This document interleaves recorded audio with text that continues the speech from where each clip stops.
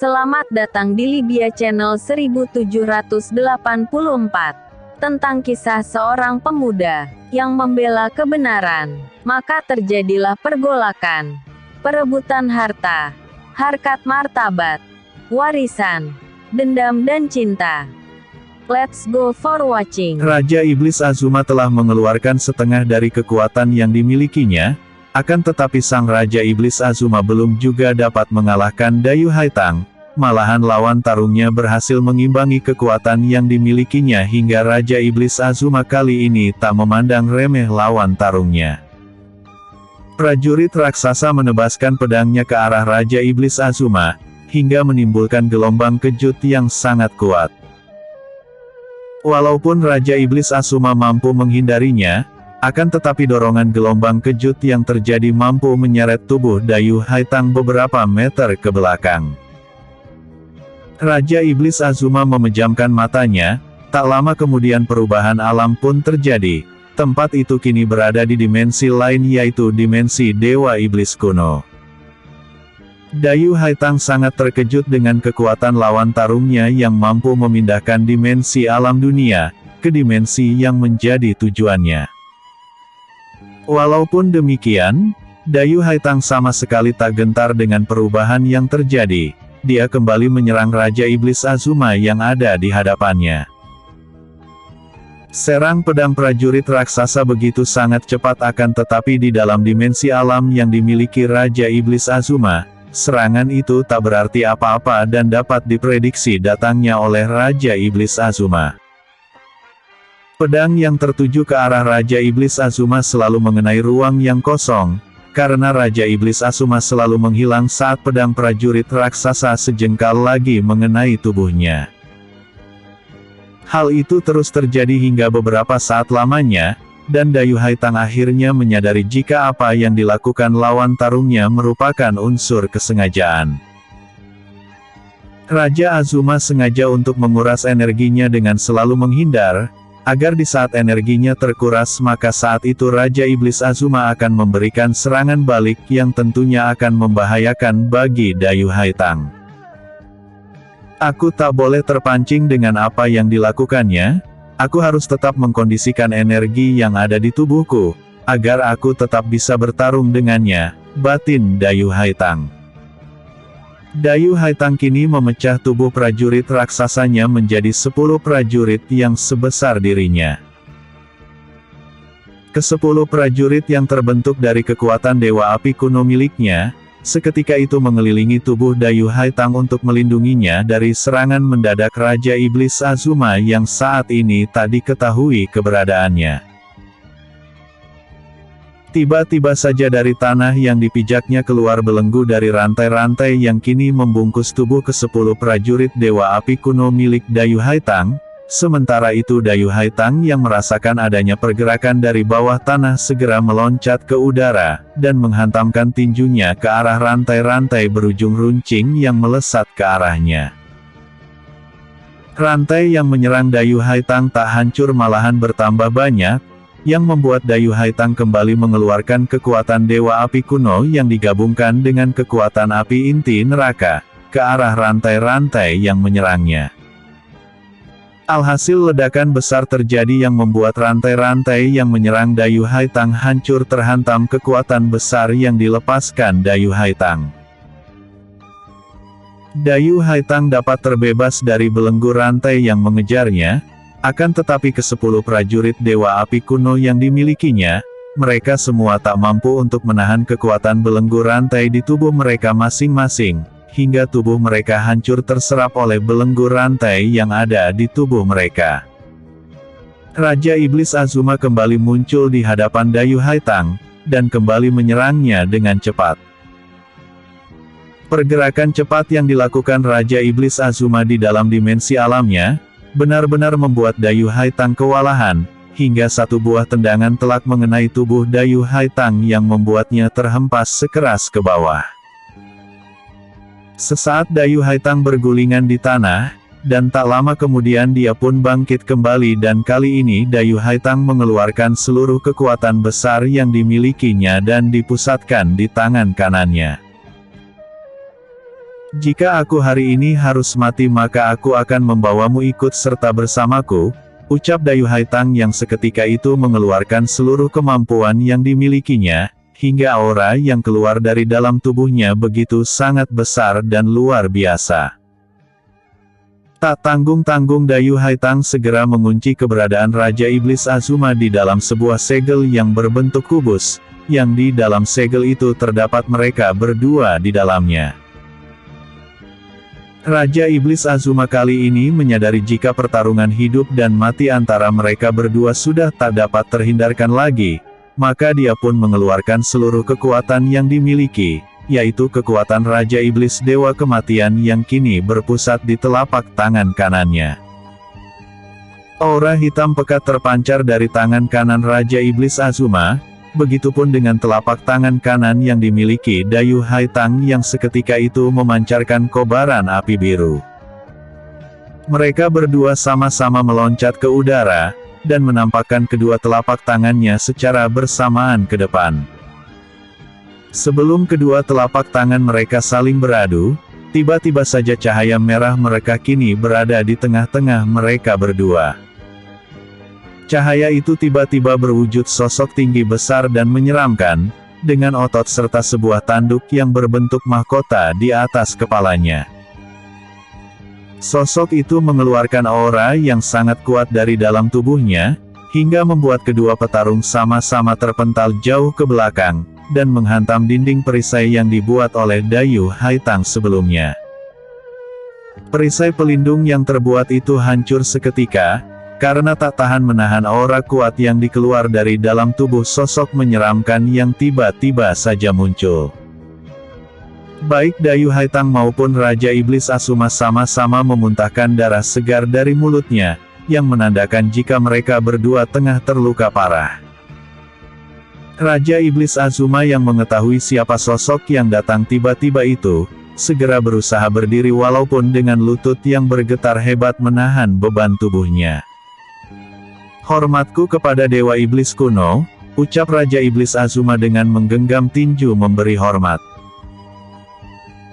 Dayu Haitang yang tak habis pikir dengan kemunculan sosok menyeramkan saat pertarungannya dengan Raja Iblis Azuma terjadi, menjadi lebih terkejut lagi saat mengetahui jika hanya aura yang keluar dari tubuh sosok menyeramkan itu, bisa membuatnya terpental dan terluka dalam seperti apa yang dialaminya saat ini.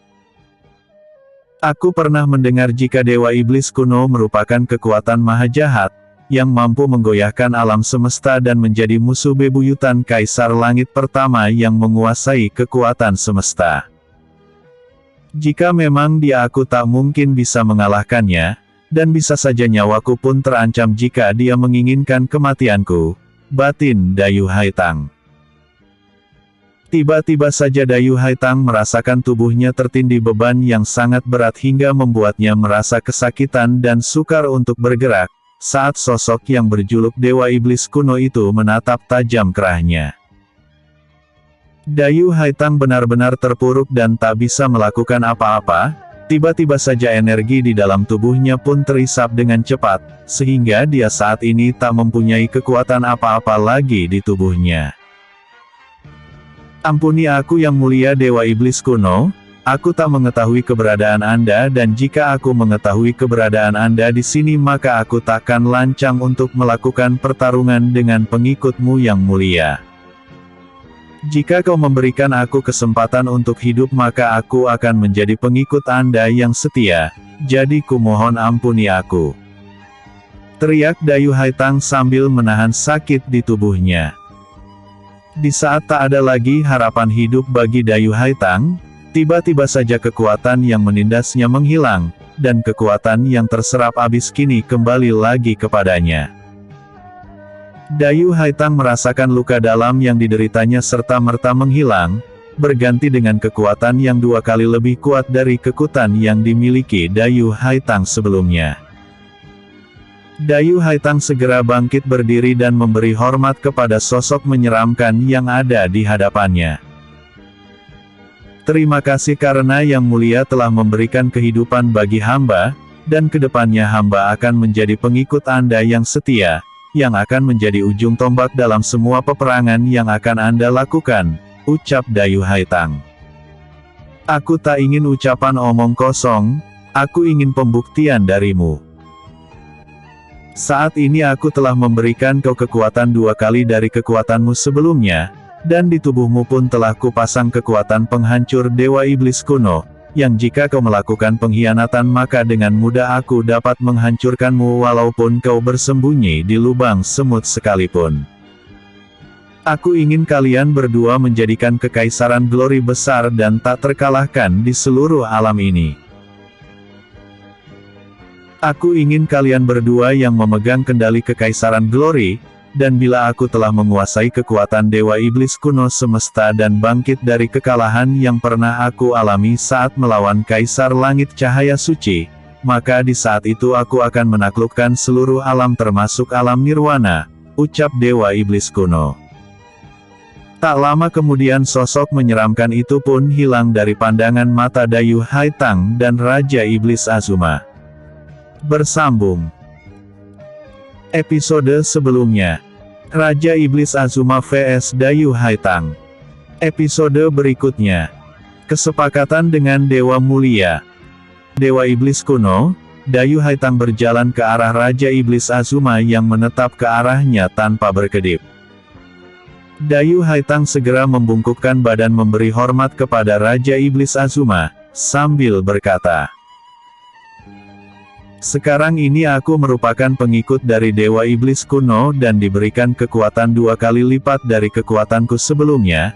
Karena kau merupakan pengikut pertama dari Dewa Iblis kuno, maka mulai sekarang aku akan memanggilmu saudara tertua," ucap Dayu Haitang. Ha. Kau jangan merendah diri seperti itu saudaraku. Aku sangat senang sekali karena memiliki adik yang memiliki kekuatan yang mampu mengimbangi kekuatan yang kumiliki, dan hari ini aku akan mengangkat saudara denganmu sebagai pengikut Dewa Iblis kuno, ucap Raja Iblis Azuma sambil mengeluarkan sebuah mangkuk di dalam genggaman tangannya. Sesaat kemudian Raja Iblis Azuma menyayat tangannya dengan kuku-kuku runcing yang dimilikinya, dan darah yang mengalir itu perlahan mengisi mangkuk yang berada di dalam genggaman tangannya.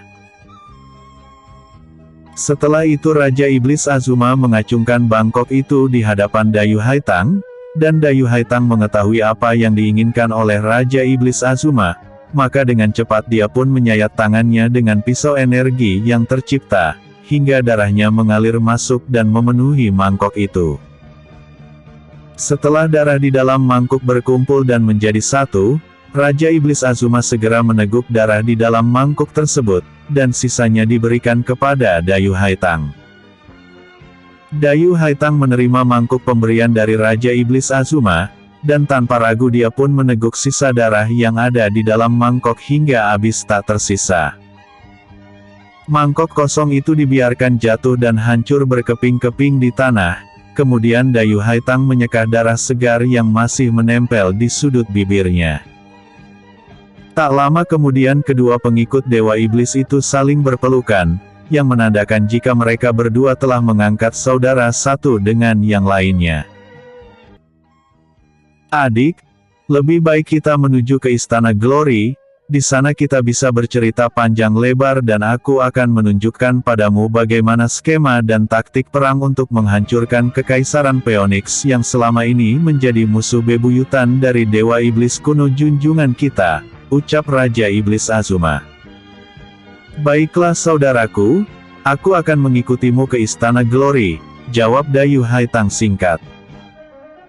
Tak lama kemudian alam dimensi itu menghilang, dan kini mereka berdua berada di dalam wilayah barak yang telah hancur, dengan masih menyisakan api yang membakar tenda dan bangunan yang ada. Dari kejauhan komandan prajurit perbatasan menjadi heran melihat keduanya yang tadinya bertarung dengan sengit, kini terlihat akrab dan seperti tak terjadi apa-apa di antara mereka berdua. Komandan prajurit perbatasan segera menghadap mereka berdua, karena terlihat tak ada lagi permusuhan di antara keduanya. "Aku telah menunggu kau datang menemuiku komandan, Aku ingin kau menyediakan kereta kuda agar aku dan saudaraku ini bisa pergi menuju ke Istana Glory, ucap Raja Iblis Azuma. Baik Yang Mulia, ucap Komandan Prajurit Perbatasan, kemudian dia pun pergi meninggalkan tempat itu, untuk mencari kereta kuda sesuai perintah dari Raja Iblis Azuma. Komandan prajurit segera memilih kereta kuda terbaik, yang sebelumnya kereta kuda memang telah disingkirkan menjauh saat pertarungan antara Raja Iblis Azuma dan Dayu Haitang berlangsung. Setelah mendapatkan kereta kuda yang menurutnya terbaik, Komandan Perbatasan pun membawa kereta kuda itu ke hadapan Raja Iblis Azuma dan Dayu Haitang. Yang Mulia, ini adalah kereta kuda yang Anda inginkan, ucap Komandan prajurit. Raja Iblis Azuma menganggukkan kepalanya mengiyakan, kemudian mempersilahkan Dayu Haitang menaiki kereta kuda tersebut. Setelah Dayu Haitang berada di atas kereta kuda, Raja Iblis Azuma kemudian menyusulnya masuk ke dalam kereta. Komandan prajurit perbatasan yang menjadi kusir kereta kuda, yang membawa Raja Iblis Azuma dan Dayu Haitang berangkat menuju ke Istana Glory. Setelah beberapa hari Dayu Haitang berada di Istana Glory, tiba-tiba saja prajurit istana datang menemuinya di kediamannya.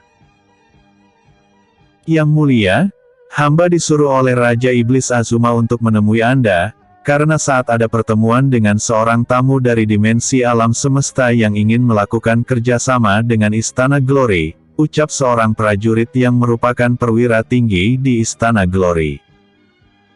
Dayu Haitang hanya menganggukkan kepalanya, kemudian dia pun mengikuti perwira tinggi itu dari belakang menuju ke tempat pertemuan dengan Raja Iblis Azuma. Di dalam ruangan besar dan megah itu, Dayu Haitang begitu saja terkejut melihat siapa tamu yang ada di dalam ruangan itu.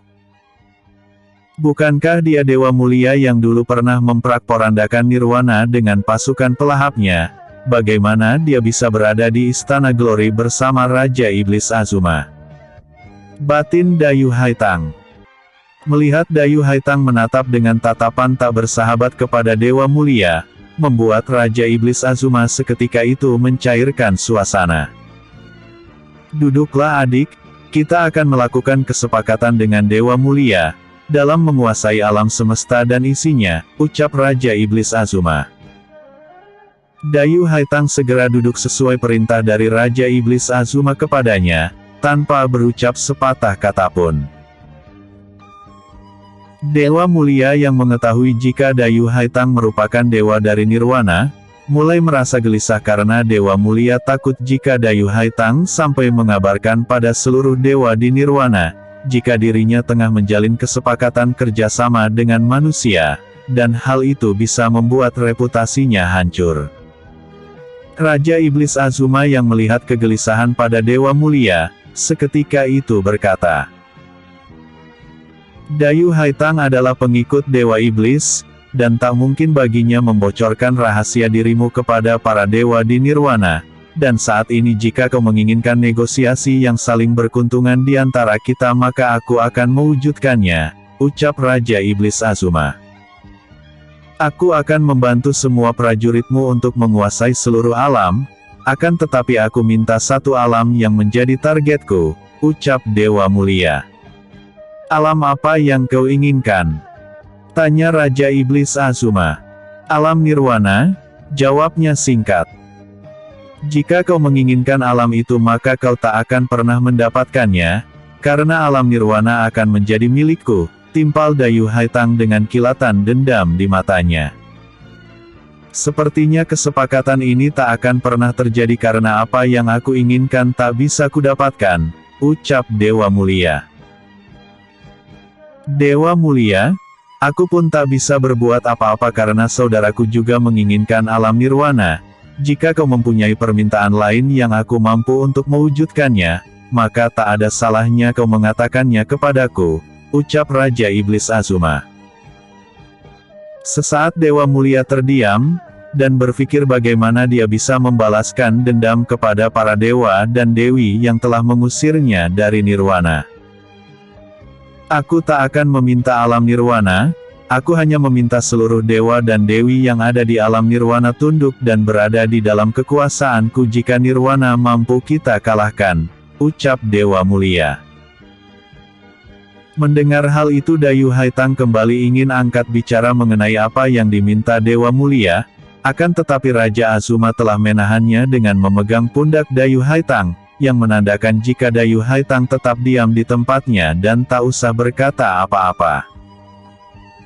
Jika kau menginginkan seluruh dewa dan dewi di nirwana, aku pasti akan memberikannya padamu. Kau bebas melakukan apa saja pada mereka semua tanpa campur tangan dari saudaraku Dayu Haitang, jawab Raja Iblis Azuma. Jika begitu halnya kesepakatan ini akan terjalin, dan aku akan membantu untuk memerangi semua alam dengan pasukan pelahapku. Ini adalah kristal semesta dan kau bisa berkomunikasi denganku jika suatu hari kau menginginkan pasukanku untuk datang membantu, ucap Dewa Mulia sambil memberikan batu kristal semesta kepada Raja Iblis Azuma. Setelah Raja Iblis Azuma menerima batu kristal semesta pemberian dari Dewa Mulia, pada akhirnya Dewa Mulia mohon diri untuk meninggalkan Istana Glory. Tak lama kemudian, udara di sekitar tempat itu terbelah dan membawa Dewa Mulia masuk ke dalamnya, hingga udara kembali tertutup dan Dewa Mulia menghilang dari pandangan mata Dayu Haitang dan Raja Iblis Azuma. Bersambung. Episode sebelumnya. Munculnya Dewa Iblis Kuno. Episode berikutnya. Strategi. Di alam Zaya, Tin Yu berusaha sekuat tenaga untuk menghindari serangan mematikan yang dilepaskan sepasang burung merak langit. Dengan menggunakan 3 kekuatan semesta yang telah dimilikinya, Tin Yu dapat memberikan serangan balasan yang tak kalah kuatnya kepada sepasang burung merak langit tersebut. Sekarang aku dapat mengetahui jika pengguna unsur petir merupakan Raja Merak Langit, dan pengguna unsur udara tahu angin merupakan Ratu Merak Langit. Aku akan mencoba mematahkan serangan petir dari Raja Burung Merak Langit itu, dengan menggunakan strategi dan kekuatan unsur tanah, batin Tin Yu. Tin Yu meloncat untuk memancing Raja Merak Langit pengguna unsur petir agar menuju ke arahnya, sementara untuk mengelabui merak pengguna unsur udara, Tin Yu meniru bentuk telur sang Ratu Merak Langit menggunakan energi tanah dan segera melemparkan telur tiruan itu ke udara sekuat-kuatnya, hingga Ratu Merak Langit yang melihatnya seketika itu juga melesat untuk mengejarnya. Bagus, Ratu Burung Merak Langit terpancing oleh telur tiruan itu, dan sudah saatnya aku harus dapat mengalahkan Raja Burung Merak Langit unsur petir sebelum pasangannya datang untuk membantunya. Batin Tin Yu kemudian dia terus berlari di antara sisi tebing yang tinggi menjulang, sambil terus memancing burung merak unsur petir agar terus mengejarnya. Kurasa aku harus menyudahi pertarungan ini, batin Tin Yu saat melihat Raja Burung Merak Langit menyisir di sisi tebing. Melihat akan hal itu Tin Yu tak menyia-nyiakan kesempatan yang ada. Dengan kekuatan semesta dari unsur tanah yang dimilikinya, Tin Yu menghantamkan telapak tangannya ke tanah dan seketika itu juga ratusan duri-duri raksasa yang terbuat dari tanah liat yang sekeras batu, keluar dari sisi tebing dan menusuk tubuh Raja Merak Langit yang melintas di dekatnya, hingga membuat tubuh Raja Merak Langit ambruk dengan penuh duri di sekujur tubuhnya. Teriakan keras dari sang Raja Merak Langit membuat pasangannya seketika itu datang membantu, dengan menembakkan bola angin ke arah Tin Yu. Tin Yu yang telah siap dengan segala kemungkinan yang ada, mampu menghindari serangan angin bertenaga ultrasonik itu, hingga serangan itu menghantam perbukitan yang membuatnya hancur dan rata dengan tanah. Hampir saja aku terkena serangannya. Paling tidak aku telah melumpuhkan Raja Burung Merak Langit, tapi sayang aku tak bisa mengambil kekuatan petir darinya karena Ratu Burung Merak Langit masih mengincarku.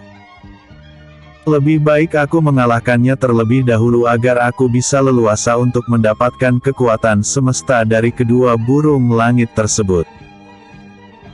Tin Yu lantas melayang di udara dan mengejar burung merak angin dengan kekuatan api semesta miliknya, hingga ledakan terjadi saat serangan dari Tin Yu menghantam perbukitan yang banyak terdapat di tempat itu.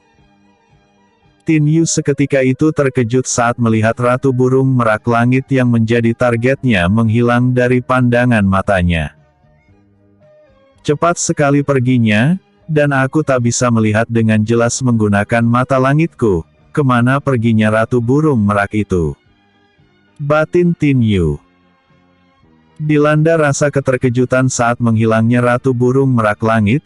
Kini giliran Tin Yu yang mendapatkan serangan mendadak dengan munculnya Ratu Burung Merak Langit di belakangnya, sambil menembakkan bola angin kerahnya. Apa? Bagaimana bisa dia berada di belakangku tanpa aku merasakan keberadaannya? Batin Tin Yu kemudian menahan kekuatan angin itu menggunakan perisai es yang diciptakan oleh Tin Yu.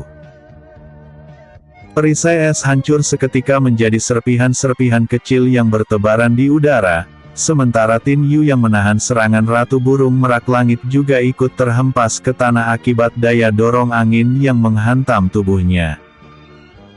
Tin Yu berusaha bangkit, akan tetapi 3 buah bola angin kembali mengarah padanya, hingga membuat Tin Yu harus berjumpalitan untuk menghindari serangan ketiga bola angin tersebut. Tin Yu kembali terhempas akibat efek gelombang angin yang tercipta.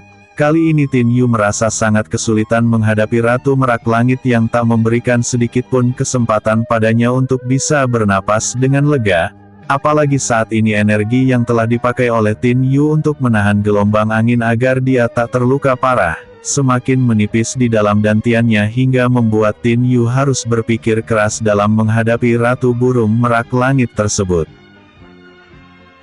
Aku harus mendapatkan unsur semesta petir langit yang bertebaran di udara, karena hanya itu satu-satunya cara untuk melumpuhkan Ratu Burung Merak Langit. Tapi bagaimana cara untuk mengalihkan perhatiannya sementara dia selalu memburuku karena telah membunuh pasangannya, batin Tin Yu. Kembali pertarungan udara antara Tin Yu dan Ratu Burung Merak Langit terjadi, hingga membuat Tin Yu mulai terdesak hebat akibat serangan-serangan yang dilakukan Ratu Burung Merak Langit. Saat keterpurukannya itu, Tin Yu memikirkan satu cara untuk dapat mengalahkan Ratu Burung Merak Langit, yaitu membagi dirinya menjadi 2 replika tubuh yang sama, dengan satu tubuh untuk mengalihkan perhatian, sementara tubuh yang lainnya pergi menyerap kekuatan petir dari burung merak petir langit yang telah dimusnahkannya oleh Tin Yu. Setelah memikirkan hal itu, Tin Yu segera membelah dirinya, kemudian bayangan tubuh Tin Yu yang palsu dengan cepat menyerang kerah Ratu Burung Merak Langit, sementara tubuh aslinya menghilang dan tiba di tempat keberadaan unsur petir langit yang bertebaran di udara. Tin Yu dengan cepat melakukan kultivasi penyerapan unsur petir yang banyak bertebaran di tempat itu, tanpa memperdulikan replika tubuhnya yang tengah bertarung dengan Ratu Merak Langit. Sementara itu replika tubuh Tin Yu kini membawa telur merak langit di tangannya, agar Ratu Burung Merak Langit mengejarnya untuk menjauh dari keberadaan Tin Yu yang tengah melakukan kultivasi penyerapan unsur petir langit. Bayangan Tin Yu yang membawa telur burung merak langit kini terpuruk, dan saat ini tengah terkapar di tanah akibat serangan gelombang angin yang dilakukan oleh Ratu Burung Merak Langit padanya sehingga telur burung merak langit ikut terlepas dari genggaman tangannya. Di saat burung merak angin langit ingin kembali menyerang Tin Yu dengan bola angin dari mulutnya, tiba-tiba saja bayangan Tin Yu menghilang dari pandangan sang Ratu Burung Merak Langit yang membuat sang Ratu Burung Merak itu semakin bertambah marah. Bayangan Tin Yu kembali menyatu dengan tubuh aslinya, yang kini berada di belakang sang Ratu Burung Merak Langit. Ratu Burung Merak Langit yang merasakan keberadaan Tin Yu di belakangnya, seketika itu terbang mengudara dan berputar-putar sesaat di angkasa sambil mengedarkan pandangan untuk mencari keberadaan Tin Yu. Setelah mendapatkan target yang dicarinya, Ratu Burung Merak Langit itu langsung menukik tajam, dan tak lama kemudian sang Ratu Burung Merak Langit menembakkan bola angin dari mulutnya ke arah Tin Yu. Tin Yu yang telah mengetahui serangan dari burung merak langit, seketika itu menghindar dengan cepat dan melepaskan kekuatan es semesta ke arah burung merak langit. Mendapatkan serangan dari Tin Yu, Ratu Burung Merak Langit seketika itu mengepakkan sayapnya hingga es yang tercipta hancur menjadi serpihan-serpihan kecil yang bertebaran di udara. Tin Yu tersenyum melihat hal itu, karena apa yang ada di dalam pikirannya, kini berjalan sesuai rencana. Tin Yu tak menyia-nyiakan kesempatan emas itu, dengan kekuatan petir yang dimilikinya. Tin Yu mengerahkan aliran listrik ke arah serpihan es yang bertebaran di udara, hingga aliran listrik itu mengenai tubuh burung merak langit lewat perantara serpihan es yang tercipta. Alhasil burung merak langit terkena aliran listrik, dan tak lama kemudian tubuhnya jatuh ke bawah, dan terhempas dengan keras ke tanah. Ini saatnya aku melengkapi kekuatan semesta yang kuinginkan, dan aku harus mendapatkannya hari ini, ucap Tin Yu kemudian menghantamkan tinju api semesta ke arah Ratu Burung Merak Langit hingga sang Ratu Burung Merak Langit musnah terbakar. Unsur angin seketika itu menyebar di udara, dan dengan cepat Tin Yu melakukan penyerapan dan pada akhirnya Tin Yu berhasil menyerap unsur angin hingga tak tersisa. Bersambung. Episode sebelumnya. Kesepakatan dengan Dewa Mulia. Episode berikutnya. Ku beri nama Zaya. Hari telah beranjak sore, kekuatan semesta telah berhasil dikuasai oleh Tin Yu hingga keberadaan Sang Cahaya Suci dapat diketahui kedatangannya. Tak seperti hari-hari sebelumnya yang mana kedatangan Sang Cahaya Suci begitu sangat misterius dan tak bisa diketahui kapan dia menampakkan diri di hadapan Tin Yu. Kau telah menguasai kekuatan semesta, dan sekarang ini aku tak bisa lagi menganggap remeh dirimu. Tin Yu, setelah kau keluar dari alam ini aku minta padamu agar menjaga nirwana dan seluruh alam lainnya, agar keseimbangan alam bisa tetap terjaga di bawah naunganmu sebagai seorang kaisar langit penguasa seluruh alam, ucap Cahaya Suci yang kini berada di dekat Tin Yu. Aku pasti menjaga seluruh alam dari semua mara bahaya yang mengganggu keseimbangannya. Cahaya Suci, aku berterima kasih kepadamu karena telah membimbingku selam ini untuk mendapatkan kekuatan semesta, dan atas apa yang telah kau berikan kepadaku maka aku akan memberikan penghormatanku kepadamu sebelum aku meninggalkan alam Zaya ini, ucap Tin Yu sambil mengembalikan badan dan memberi hormat kepada Cahaya Suci yang kini ada di hadapannya.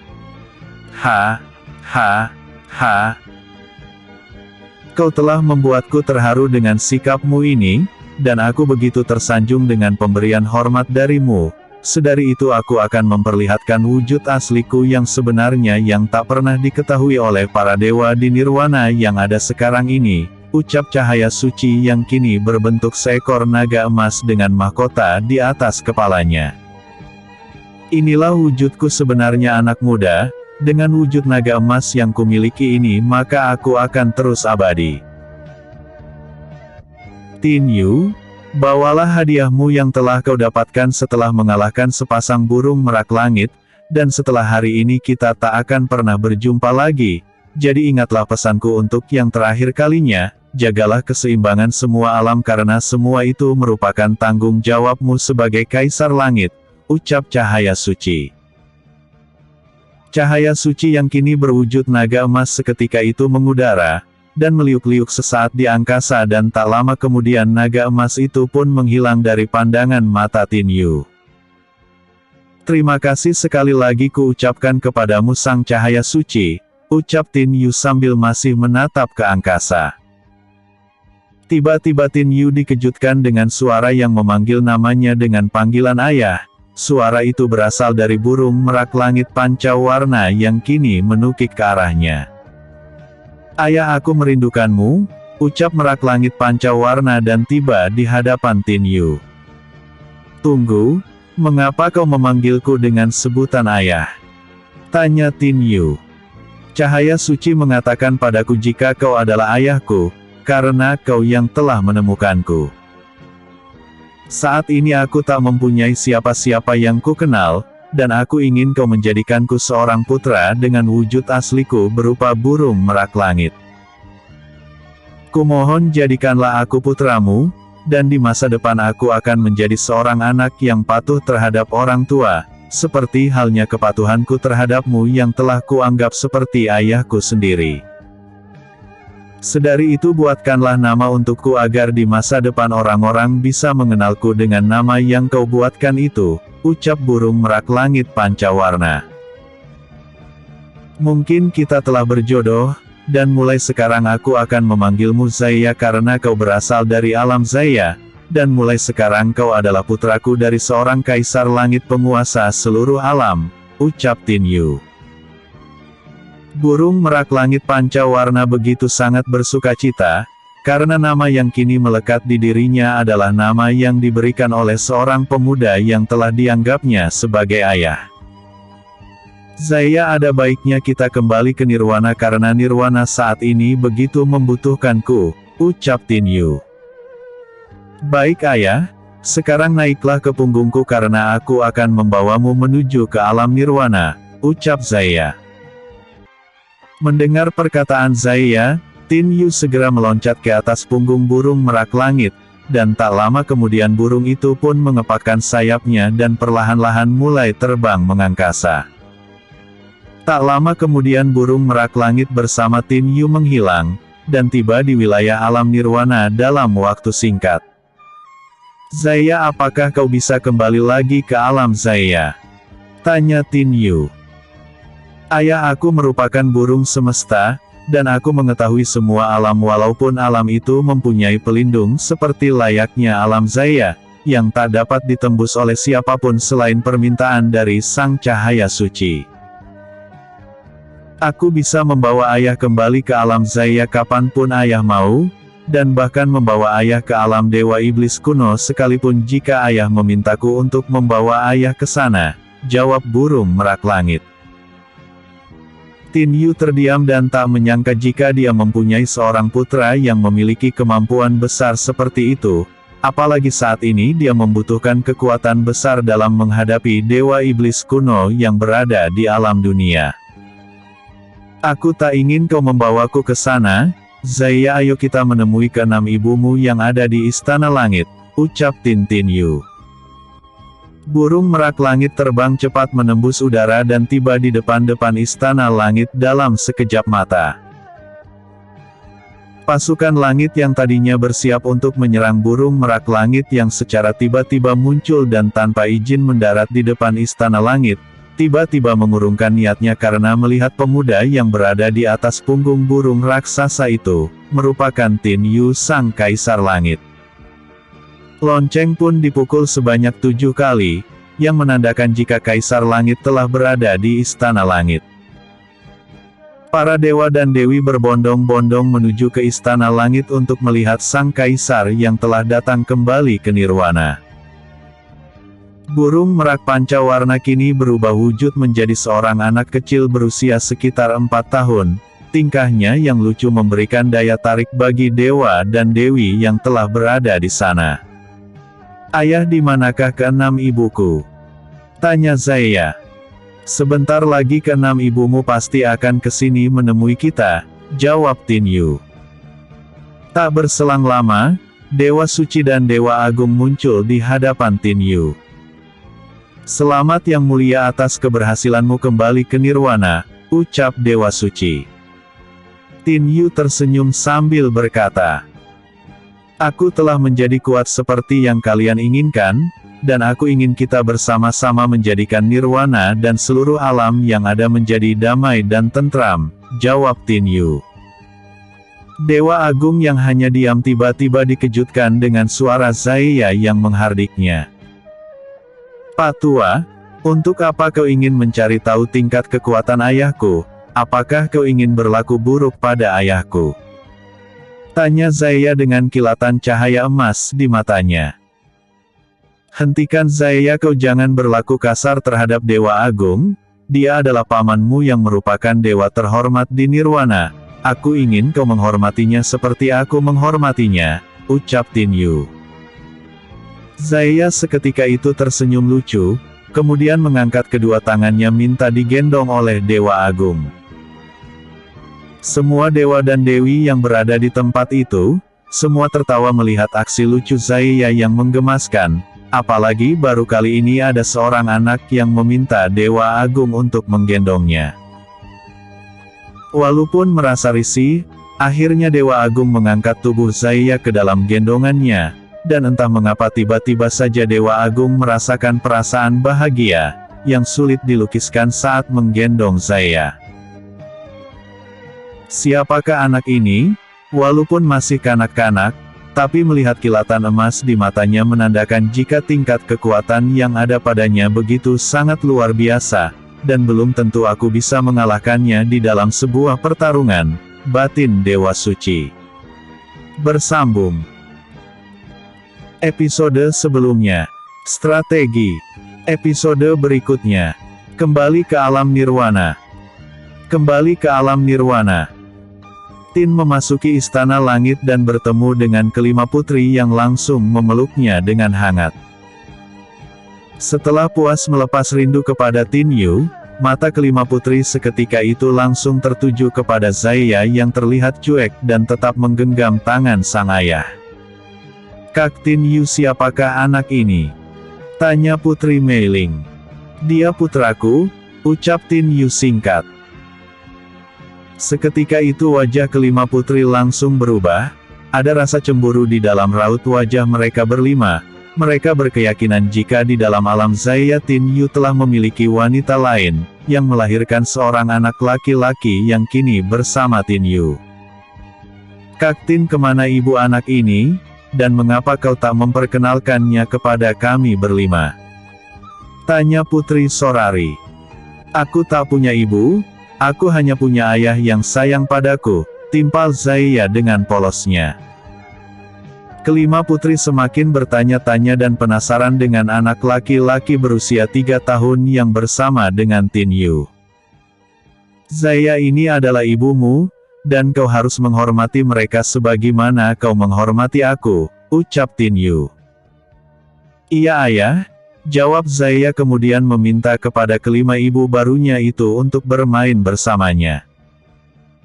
"Nanti ku jelaskan kepada kalian semua siapa Zaya, dan aku ingin kalian berlima menemaninya bermain agar dapat mengakrabkan diri dengannya," ucap Tin Yu. Kelima putri menganggukkan kepalanya, mengiyakan perkataan Tin Yu, karena mereka semua yakin jika Zaya bukanlah anak kandung dari Tin Yu. Pada akhirnya Zaya dapat bermain dengan kelima putri, dan tak lama berselang Putri Xin Yin datang menghampiri Tin Yu dan berkata, "Kak Tin, saat ini Dewi Yun Si tengah terkena musibah, tubuhnya menghitam akibat terbakar api inti neraka," ucapnya. "Bagaimana bisa api inti neraka melukainya, sementara api inti neraka kutugaskan untuk menjaga Dewi Yun Si selama kepergianku?" tanya Tin Yu.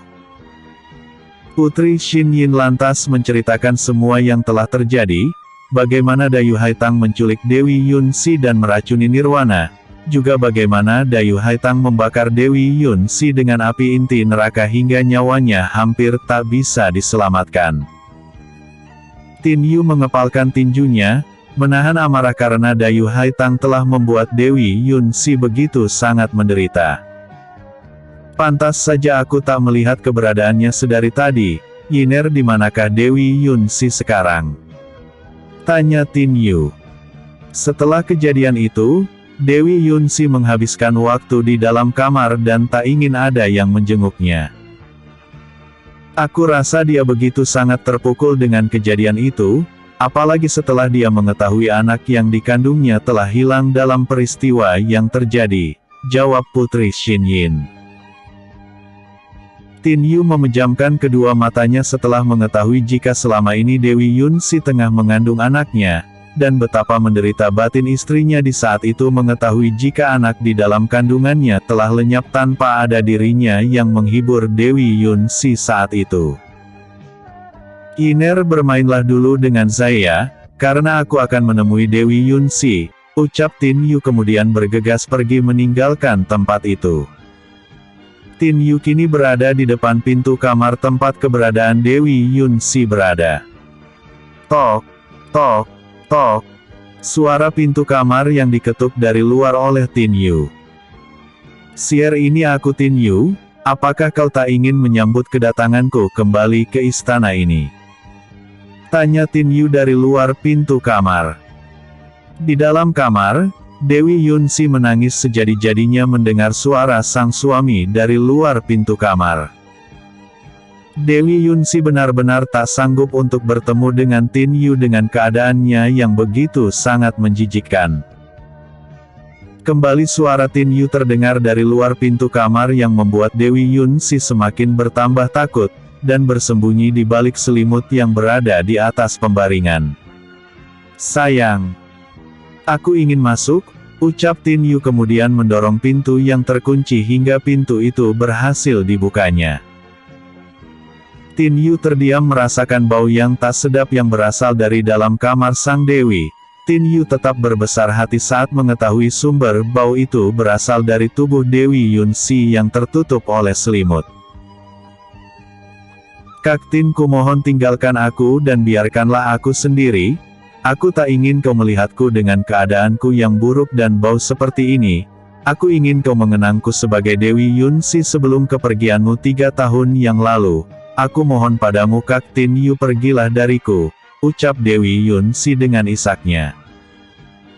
Tin Yu benar-benar ikut merasakan penderitaan sang istri setelah dia tinggalkan, dan dia berjanji di dalam hati jika wanita yang telah sah menjadi istrinya itu takkan pernah ditinggalkannya. Tin Yu menarik selimut yang menutupi tubuh Dewi Yunsi, dan terlihat di sekujur tubuh sang dewi kulitnya berwarna hitam legam dan terkelupas, ditambah lagi rambutnya rontok hingga membuat batok kepalanya terlihat jelas. Tin Yu merasakan sakit yang teramat sangat di hatinya, saat melihat penderitaan sang istri. Dengan cepat Tin Yu meraih tubuh Dewi Yunsi dan memeluknya dengan hangat. "Kau adalah istriku, dan selamanya akan menjadi istriku. Aku tak peduli dengan keadaanmu yang seperti ini, karena dulu aku mencintaimu tulus dari hatiku yang terdalam dan sampai hari ini rasa cintaku padamu tak berubah," ucap Tin Yu sambil mencium kepala Dewi Yunsi.